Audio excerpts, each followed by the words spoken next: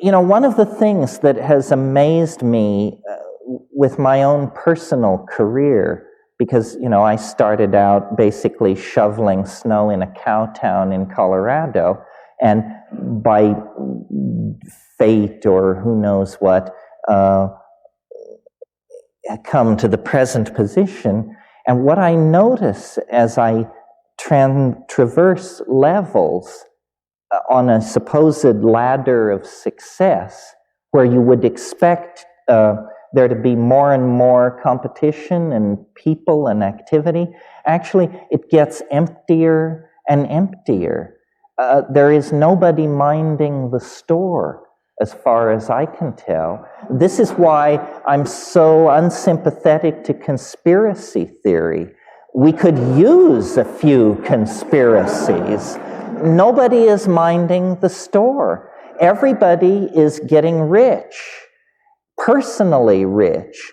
And so they don't have time for, to advance the Aryan race or the Council of Zion or any of this fantasy and illusion that haunts the world of conspiracy theory.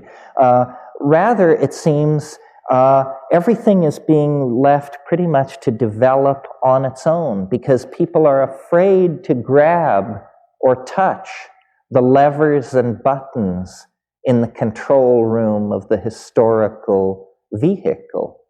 And what that means then is that people who can cut through these many, many illusions, the illusion of materialism, the illusion of business as usual, the illusion of benevolent institutions carefully guiding us toward reasonable destinies.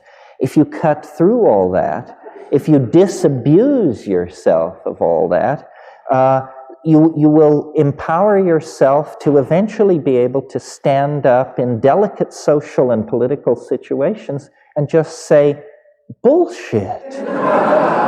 That's bullshit.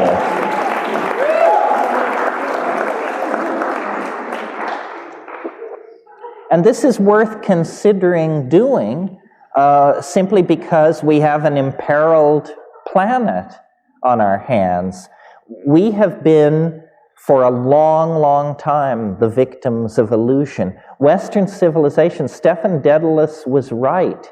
History is a nightmare from which one must awaken. Quite literally. I mean, we have been blind to what we have been doing. We are blind at this moment to what we are doing. If in a single moment the actual nature of our predicament were to fully make itself felt in the mind of any one of us, I think it would be paralyzing. It would be horrifying. We have waited till the last moment of the last hour. The house is burning down around us, and we rouse ourselves from the stupor of materialism, the stupor of Christianity and scientism, the stupor of male dominance, sexism, and racism. If we don't rouse ourselves from this stupor, the momentum toward extinction is now practically irreversible. The Grateful Dead like to sing that song, "We need a miracle every day." We certainly do. Because and so then that brings me back to my original point, that the moment that outside the then of culture lies an unmapped terra incognito, as vast as the New World was to the old in the 15th century, as vast as outer space appears to us now. The new world outside of culture is a world that can be conquered through vision and language. And many of you have sat through my recitations of what it's like to smoke DMT. Many of you, I'm sure, are familiar with the medieval woodcut of the guy sticking his head through the cogs and wheels of the cosmic machinery to observe a new world outside. The message here is, and it's more than a message. It's a message if you just come to events like this and then go back to studying cost accounting. It's an experience, if you will, but avail yourselves of these tools. The experience is of the discovery of a new world as real as any world that we know. It's not going to come from Time magazine or the Secretary General of the United Nations or anybody like that. It isn't that the world is tired and played out and that all frontiers have been explored. Every culture could support that viewpoint within certain classes and in certain situations. But in fact, it has never been true, and it isn't true now. We are monkeys, and monkeys love a hell of a good fight. And we have a hell of a fight bearing down on us because we have to clean up the mess. We're not going to go silently into the gentle night of extinction. It's just not going to happen that way. Creativity is going to be unleashed. Struggle is going to be an unavoidable part of trying to steer this battleship away from the cataracts of history in which we are now caught. I believe that there is a tremendous obligation upon the privileged classes of the high-tech industrial democracies, and I dare say that includes everyone in this room, a tremendous obligation to attempt to deconstruct the bomb that we have inherited. I mean, that is literally our situation. The gift from the past, from the 19th century, from the 1940s, from the psychology of Nixon and Johnson and that crowd, is a ticking bomb, except that it's a planet. And it's the greatest challenge to intelligence that intelligence has ever faced. And yet it's precisely the kind of challenge that intelligence should be able to meet, because what it requires is large-scale strategic planning, implementation of visionary responses.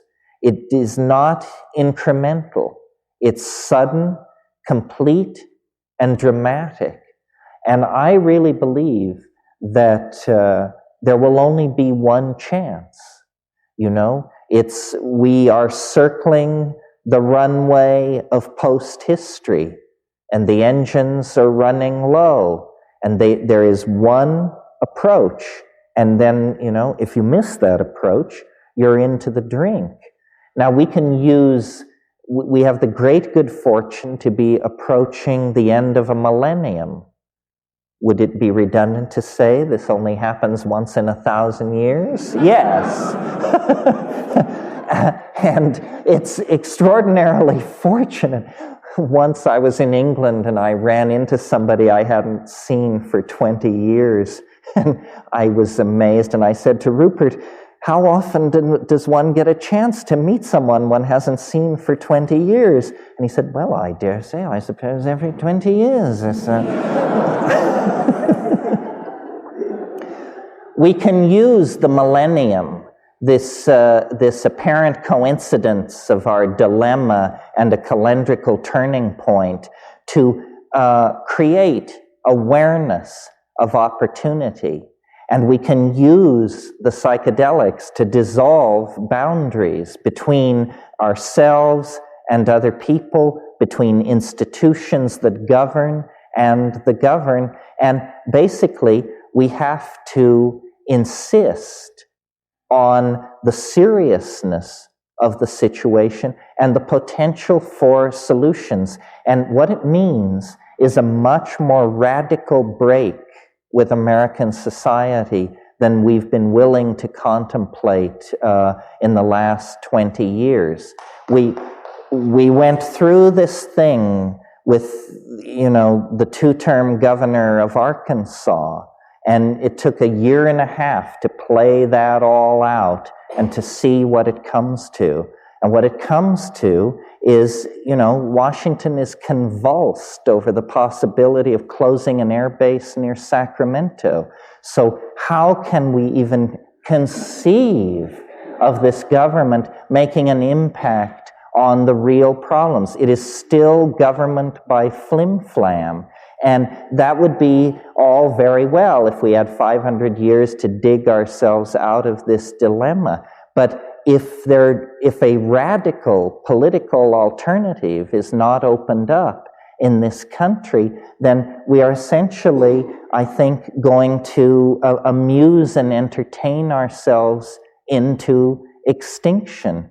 The ordinary orthodox system has failed. What Bill Clinton exists to prove, at best, is that people of goodwill make no difference in those institutions because they are compromised and corrupted from the very beginning.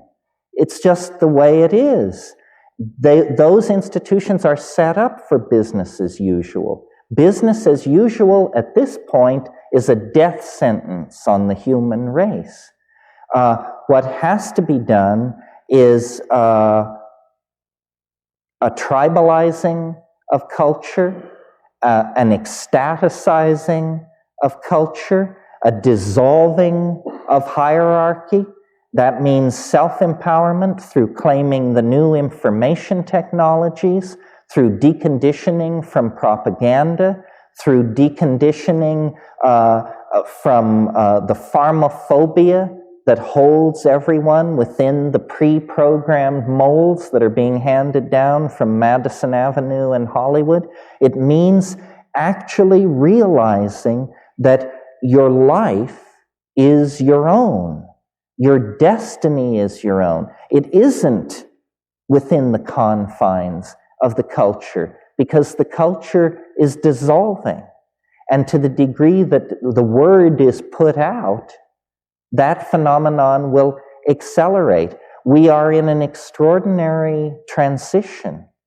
Everything that has worked now doesn't, meaning global economic systems, control of the spread of epidemic disease, so forth and so on. All these systems are breaking down, and yet the new systems are not yet in place. So this is a situation of extraordinary malleability and a situation in which people of great vision and great ego can make tremendous impact. So it's a very dangerous situation. We saw this in the 1930s in Germany and in Europe, where there were all kinds of potentials, all kinds of possibilities. We forget how powerful a visionary Marxism was before the rise of fascism. Movements like Bauhaus and Dada and Surrealism all had agendas which disappeared then under the rise of fascism.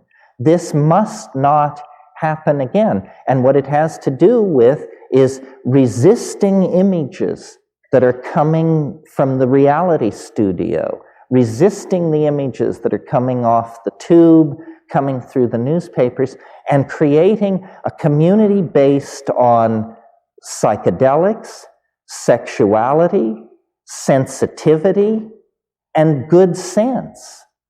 Cultural value, and what good sense will mean in this situation is the preservation of the earth, the preservation of diversity, deconditioning from product fetishism, deconditioning from